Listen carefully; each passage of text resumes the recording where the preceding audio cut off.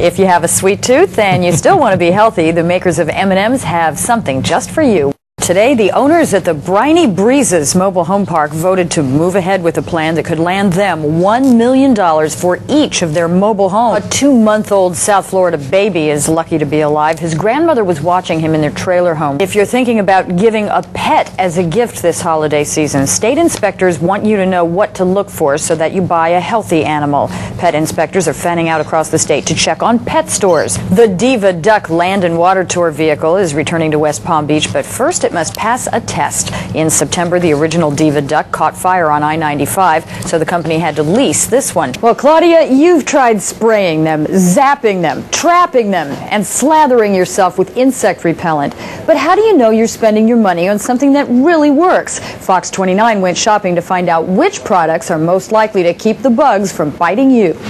Hurricane Wilma rapidly gaining strength overnight. Just barely a hurricane at this time yesterday, Wilma is now a Category 5 and could reach our area by the weekend. State officials are already gearing up for Wilma. The State Emergency Operations Center was activated just minutes ago, and state officials say everyone needs to stay calm but vigilant. Well, Dave, we expect the hurricane season to wind down in October, but this unusual year has another surprise in store, and many of us are heading to the stores now to stock up once again on supplies. Let's go back to News 12's John Bachman with a live look at what you can expect. And that does it for News 12 at noon, but we're not going away. We're standing by for all the latest developments. Right now, the storm has left a path of destruction in coastal areas of the Caribbean. Now, forecasters say Wilma is one of the more confusing hurricanes of the season. At one point, it was the Atlantic's most intense storm ever, but now it has lost some steam. So let's get right over to meteorologist Chris Farrell in the Doppler 12,000 Storm Track Center with Wilma's new forecast track and how her slower speed will affect the approach to our area. Recent hurricanes have left the insurance industry in Florida a bit unstable, to say the least. Now, Democratic lawmakers have introduced a new insurance reform proposal. It would create a statewide insurance hurricane pool similar to the nation's flood insurance plan. Now it's kind of up to us to make the proper precautions. And we're seeing the preparations in full swing right now at area gas stations, but we are counting down to the arrival of Wilma, and we will take one more check of the forecast when we come right back. First thing you want to stock up on is plenty of bottled water, and we do mean stock up. Experts say you're going to need 1 gallon per person per day for anywhere from 3 to 7 days. So do the math and make sure you get enough so you don't run out. Some stores make it easier for you to be prepared by displaying a lot of hurricane supplies all in one place. Take a look. We've got batteries, flashlights, candles, glow sticks, you've got sterno cooking fuel, and your canned goods. And make sure that you don't forget a can opener. But you're not done. You're going to have to make a few more stops to make sure all the needs of everyone in your household are accounted for. For the little ones in your house, you'll have to stock up on diapers and baby wipes and formula and baby food. Remember, it could be at least a week before you can get back to the store. And don't forget your pets. They'll need water too, plus at least a week's supply of pet food. Plan ahead and have at least a 2-week supply of any prescription drugs you and your family will need. And a good first aid kit is essential in a major storm. Remember that emergency workers will be very busy, and you'll probably have to take care of any minor injuries on your own. Well, Christine Dirk isn't too handy with a chainsaw, and her husband is a traffic light repairman who's been working non-stop since the hurricane. She contacted News 12 to find out who's responsible for getting rid of that giant tree that's right smack on top of her garage in Royal Palm Beach. I need this umbrella because it has been raining like crazy all day here in Hobe Sound, and the wet weather has waterlogged the greens over there at the exclusive Medalist Golf Club. But it hasn't dampened the fundraising power of one legendary golfer and 2 ex-presidents. Flood-damaged cars are expected to flood the market. I'm Terry Anzur with a warning from the Better Business Bureau. I'll have some advice on how not to get scammed coming up. I'm just trying to move forward and do the best I can with what God has left me. A wounded pilot fights a personal battle to rebuild his shattered body. Part of my heart bleeds for him because he doesn't have what he used to have.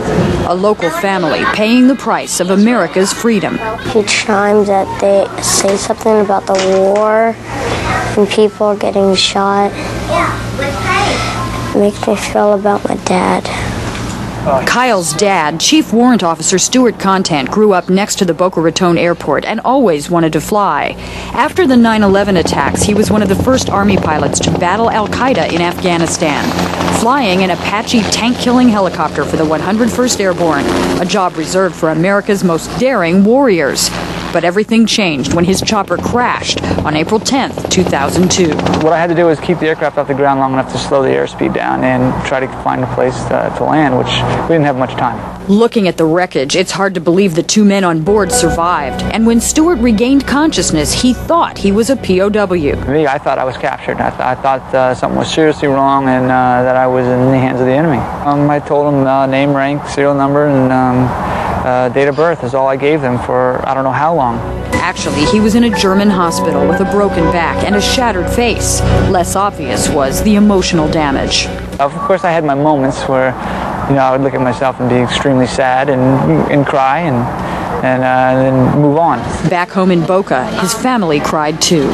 You just kind of push it away. No, it didn't really happen. He's still alive. He's going to be okay. After multiple surgeries and training with his sister-in-law, a former national fitness champion, Stuart is walking again. His two little boys don't see the limp or the pain. They see a hero. He's very nice. He's a proud dad. He does a lot of stuff for us. There's a lot of people that are truly inspired to see him walk around and do the things that he's doing. They've seen him progress, and it's really an awesome thing. His heart is with those still fighting, body armor saving countless lives that would have been lost in previous wars. Contant and his co-pilot have started a support group at the 101st Home Base in Fort Campbell, Kentucky, for those coming home wounded from Iraq and Afghanistan, to military hospitals that weren't prepared for the highest number of casualties since Vietnam. Not only does a kid have a missing arm, he has problems maybe in his head to understand it and to adapt, and it's hard. The soldiers talk about the shortage of doctors and what their future will hold. Kyle is just glad his dad came home. I feel proud. I feel exciting that he's not dead. He's down here with us. We still have men over there, women over there fighting for us. We can't forget. Every day, we can't forget.